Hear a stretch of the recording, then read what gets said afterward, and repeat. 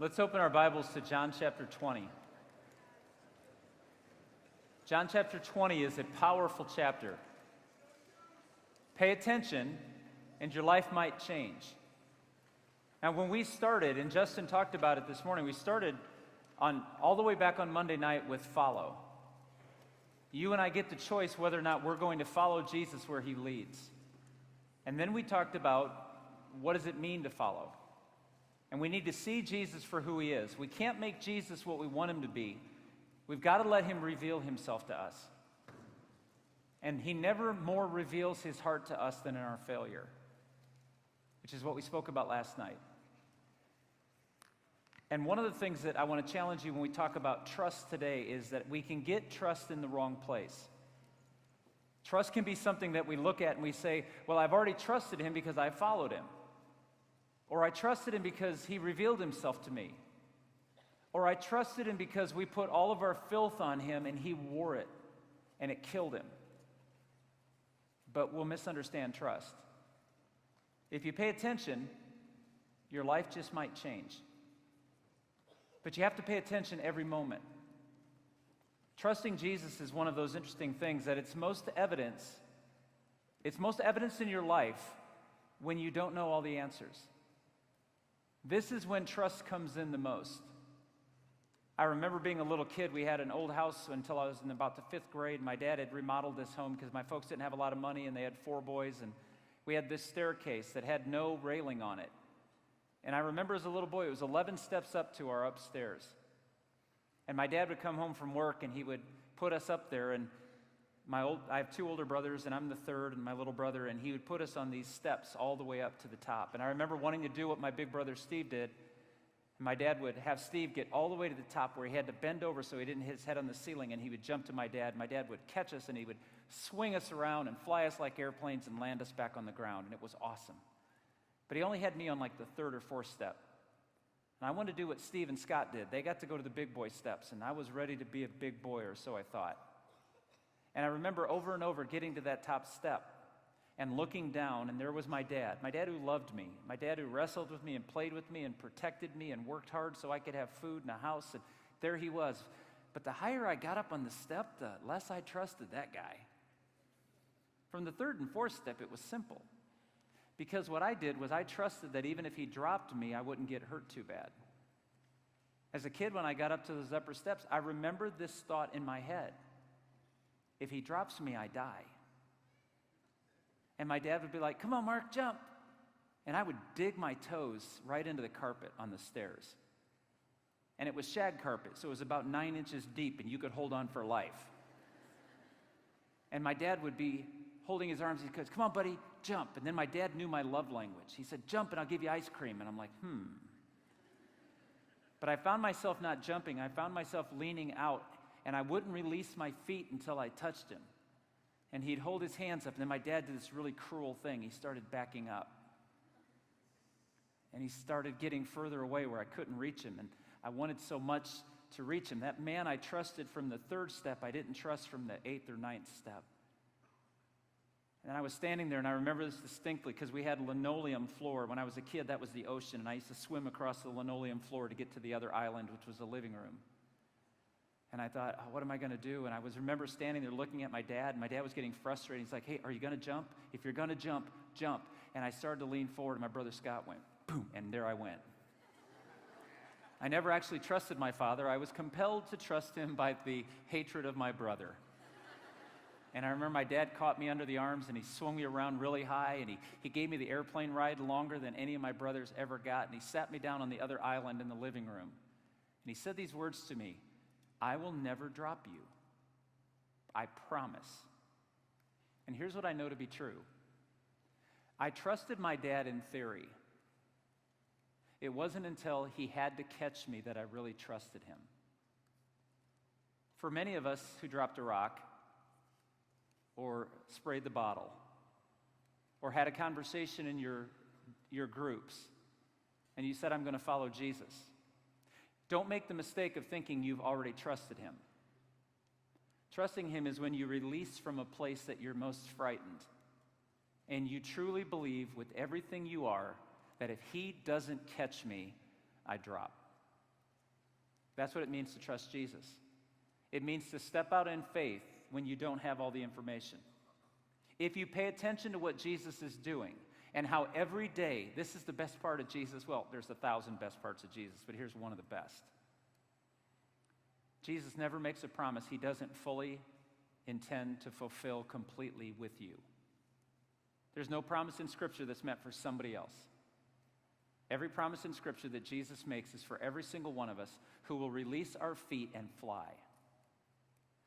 But it's going to take the risk. You see, when we measure Jesus, he's a little bit farther than we're comfortable with. He's a little bit outside of our reach. And there are times that we don't understand why he keeps backing up when we want him to draw closer. And this is where trust plays out. Verse 1, John 20. Oh, and I'm just going to foreshadow a little bit what I'm about to do. I'm going to introduce you to 4 people's stories, and I want you to notice the 3 different ways that Jesus meets them, exactly where they are.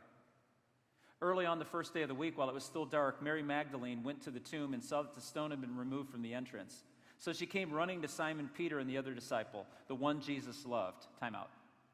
Verse 2, when you read the Gospel of John, you'll notice that John keeps referring to himself as the disciple Jesus loved. He's not being arrogant. He's not saying, I'm the only one of all of these Jesus cared about. John never mentions himself in the Scriptures. He only says, I know Jesus loved me. So that's what his identity was, which is beautiful.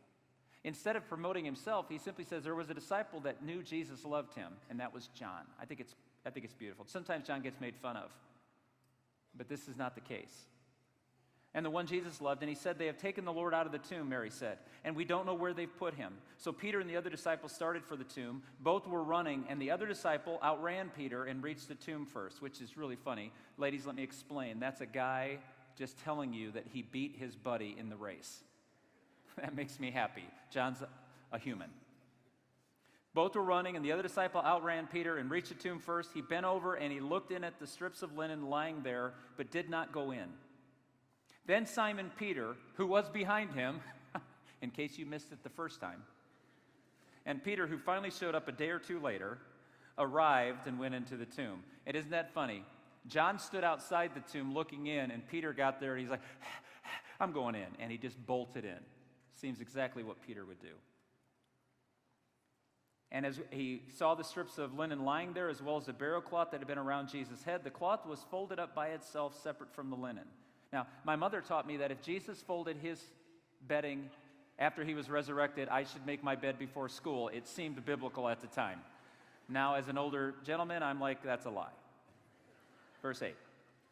Finally, the other disciple who had reached the tomb first, are you noticing? John can't let it go. And the disciple who won also went inside.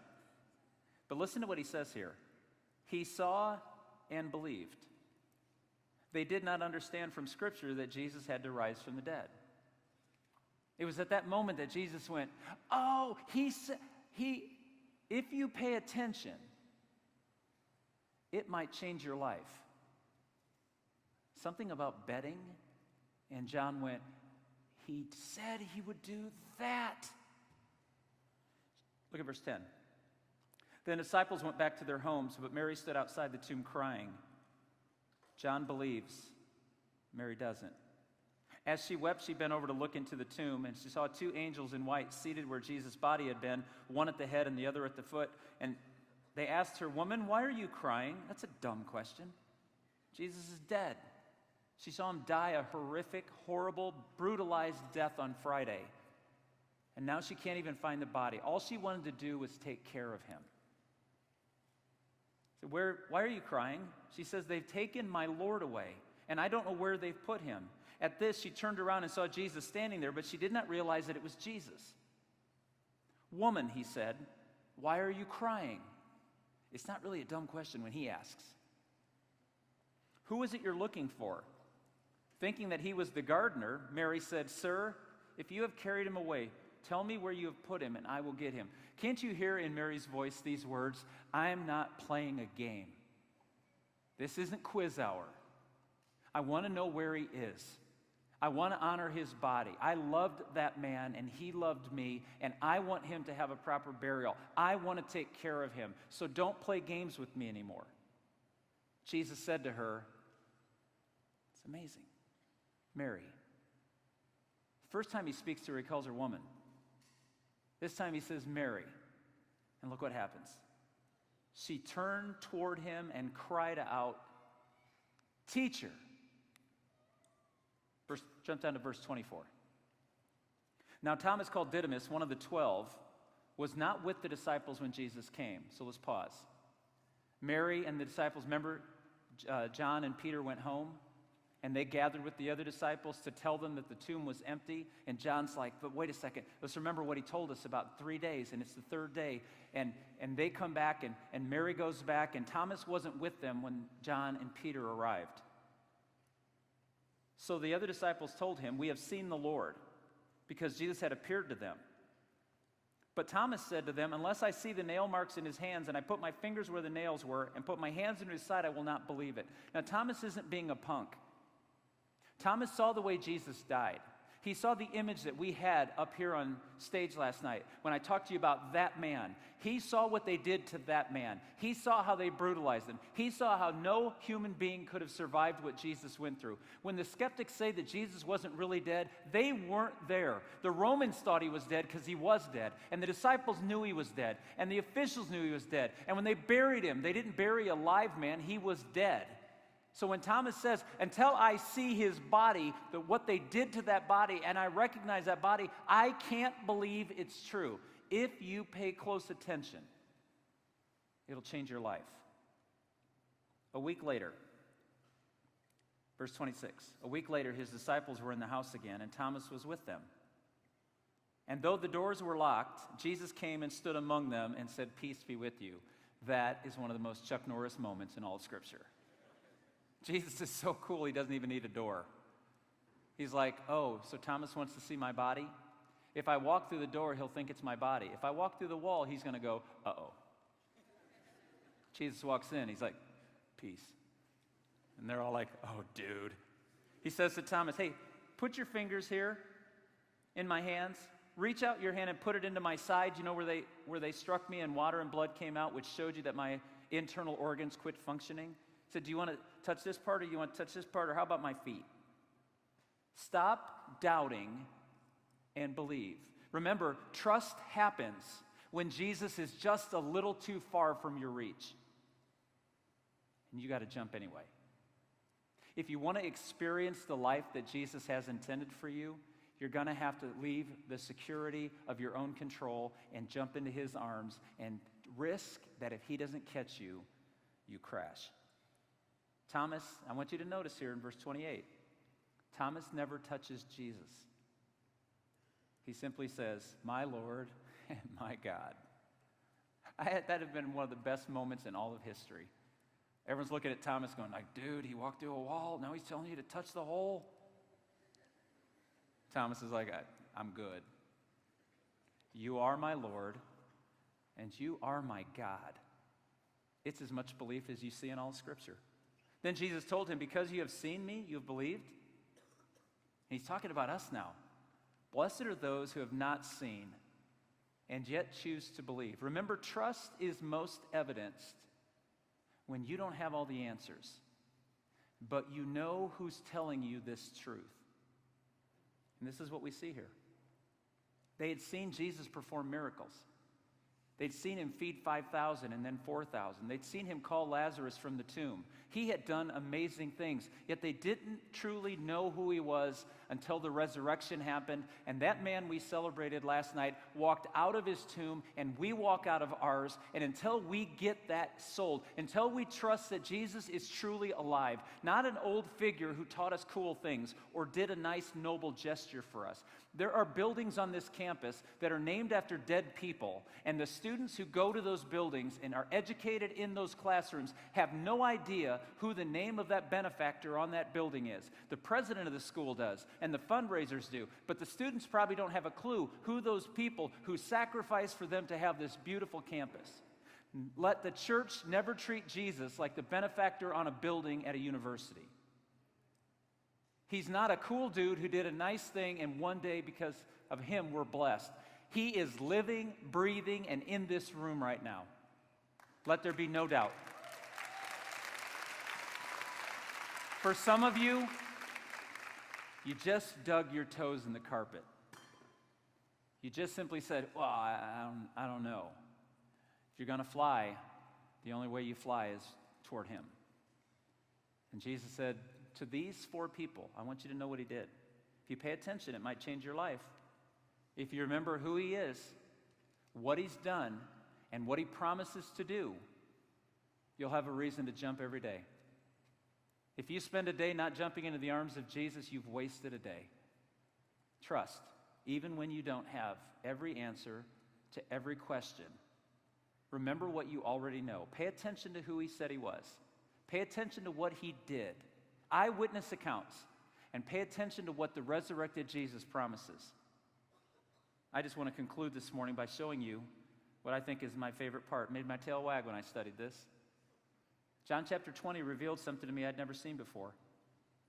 There's always a reason to doubt.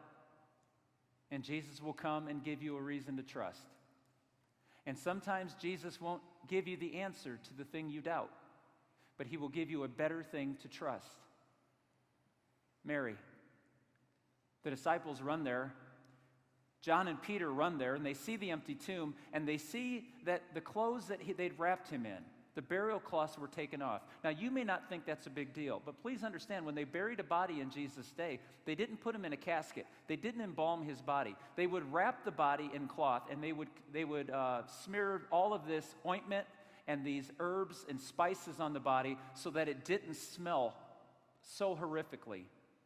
And then when the body decomposed a year later, they would go into these tombs. You didn't own a tomb, you rented one. And they would go into the tomb and they would remove the bones and they would bury the bones in the family land. So when Mary was going to do what Mary was going to do, and John and Peter ran to the tomb, they were trying to find the physical body that they could preserve the body and take care of the body and then bury the bones. This is what they thought they were there to do. Peter and John run.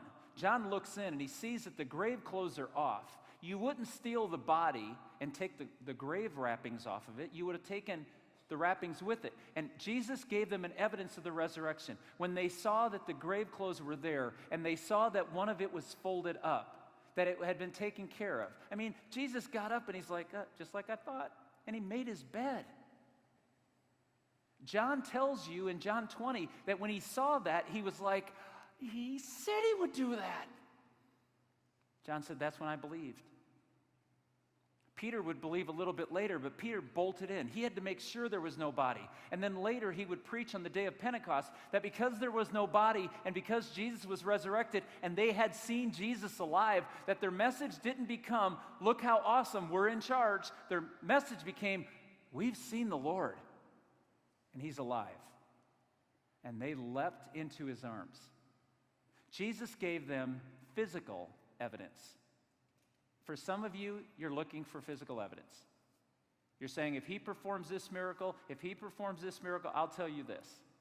Jesus will meet you where you're at. He won't meet your demands, but he will meet you where you're at if you'll trust him. But he may tell you to jump a long distance. I'm going to ask you a question. Is he worth jumping toward? Remember who he is. Remember what he's done. And remember what he promised to do. And then there's Mary. Mary gets a different kind of evidence for her to trust. She's heartbroken. She says to the angels, don't play games with me. I want to know where the body is. I want to take care of this man that they tortured. I want to love him and honor him for the very last time. I want to do this because I love him. She loved him. She wanted one more chance to wash his feet. She wanted one more chance to hear his voice. She wanted one more chance to feel his presence. She missed him already. It was devastating that they took him from her. And she says, where is he? And he said, woman, why are you crying? What have they done with him? And he says, Mary. He spoke her name. That's all he did. He spoke and she heard him. If you pay attention, your life might just change. For some of you, Jesus is going to speak your name. In a moment that you feel you have no value and no worth, and you feel like that it is finished, isn't quite finished, Jesus is going to go, yeah, it is, Mary. And when Mary heard her name in his voice, she turned around and she went, teacher. You're good. And remember, she tried to embrace him, and he said, no, it's okay. Let's hold off on that, because now's not the time. And then you have Thomas. Thomas is like, I've seen too much. I know too much. I was there. Don't give me mythology. Don't give me a fairy tale. Don't give me cute Bible stories that everyone's a giant and all the bad guys died. Don't give me that. Thomas says, I've lived in this life. I saw what they did to Jesus. I need Jesus. And you took him. And I can't believe that what they did to him, he survived it. Sometimes our greatest unbelief is not that there is no Jesus.